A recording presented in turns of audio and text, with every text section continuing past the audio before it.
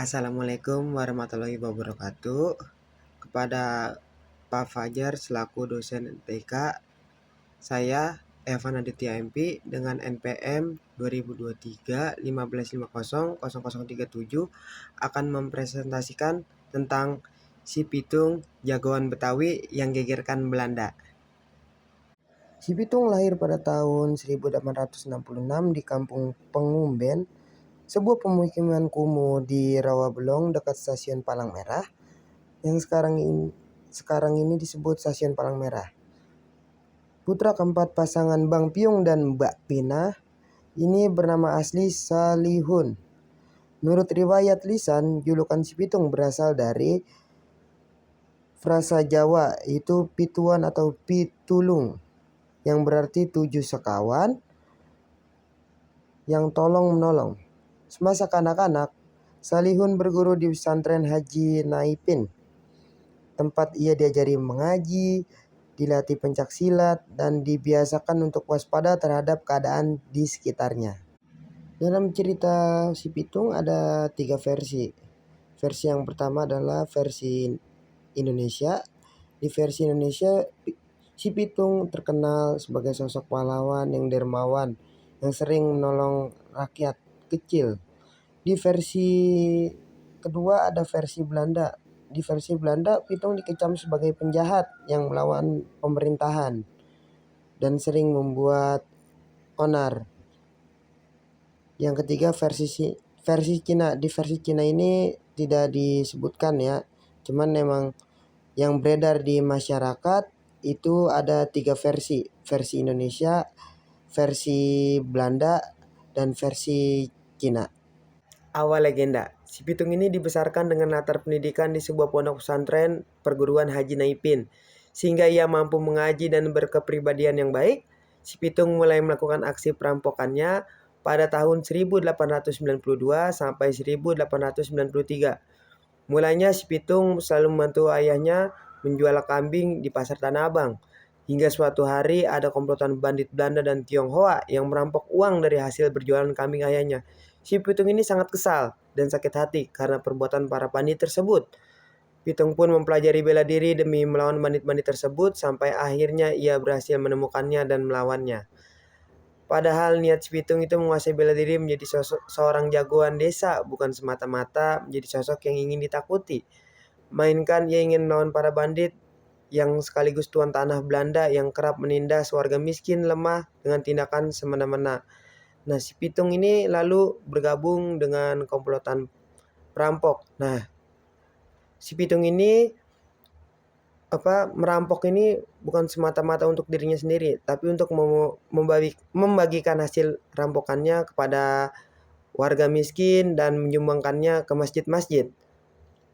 Si Pitung ini sering disebut Robin Hood-nya Betawi karena sering merampok tetapi membagikan hasil rampokannya kepada rakyat miskin. Nah, si Pitung itu sering dikenal oleh warga Betawi sebagai pahlawan sosial. Nah, pada masa lampau itu dikenal sebagai perampok, tetapi rampokan itu digunakan untuk menolong orang-orang yang menderita. Dia adalah Robin Hood Indonesia. Walaupun demikian, pihak yang berwenang tidak memberikan toleransi seperti pemerintahan Belanda. Orang yang bersalah harus tetap diberi hukuman yang setimpal.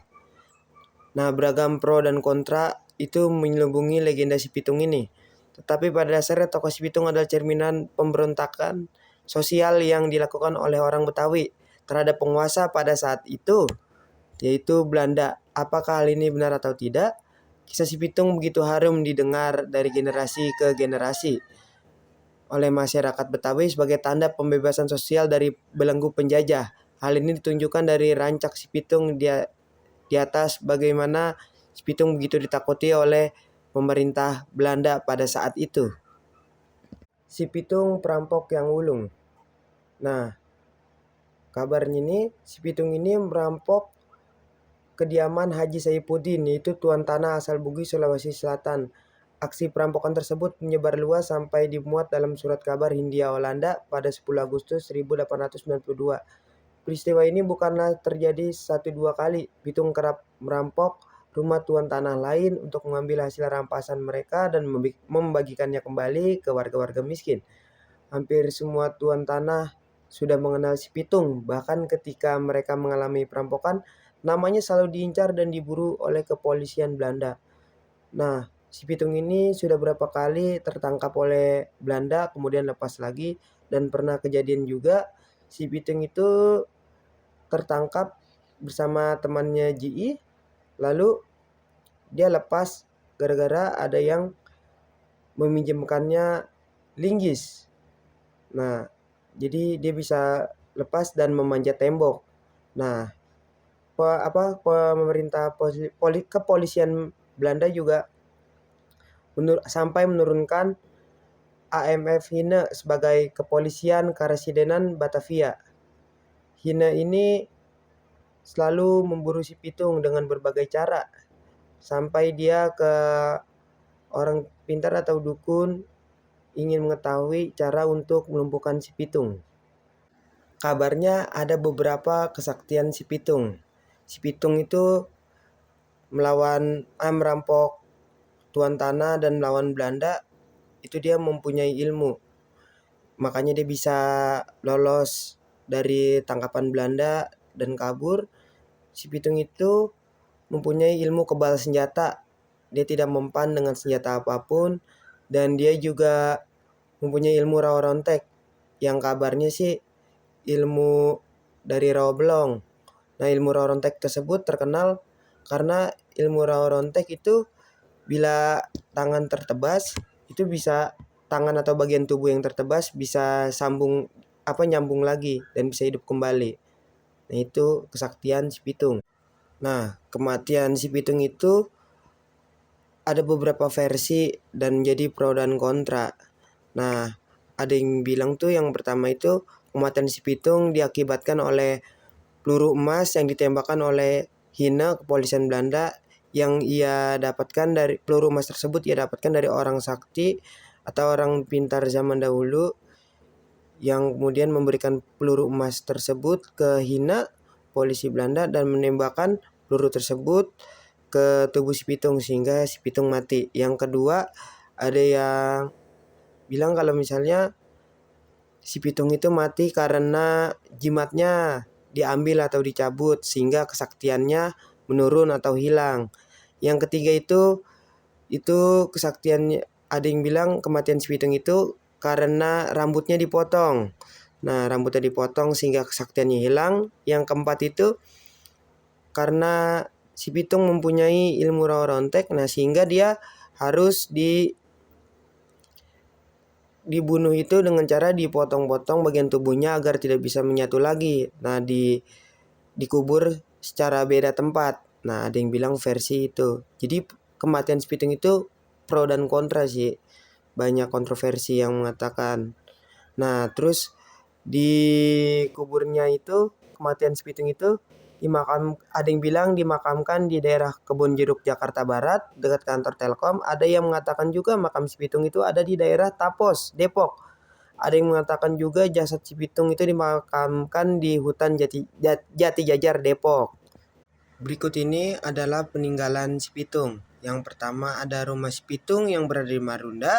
Yang kedua ada Masjid si Pitung atau sering orang sebut Masjid Al-Alam yang berada di Marunda juga. Kesimpulan dari cerita si Pitung. Si Pitung adalah sosok yang legendaris yang sangat dikagumi oleh masyarakat Betawi. Si Pitung ini melawan pemerintah kolonial Belanda dikarenakan pemerintah kolonial Belanda saat itu menindas rakyat-rakyat kecil. Nah, si Pitung merampok tuan-tuan tanah saat itu dan membagikan hasil-hasil rampokannya ke rakyat kecil dan melawan pemerintah Belanda. Nah, si Pitung ini sosok yang baik hati terhadap masyarakat. Nah, hingga saat ini dari generasi ke generasi, si Pitung ini sangat digemari, apalagi di masyarakat Betawi. Sekian dari presentasi saya Evan Aditya MP dengan nomor NPM 2023 1550 0037. Telah selesai presentasi.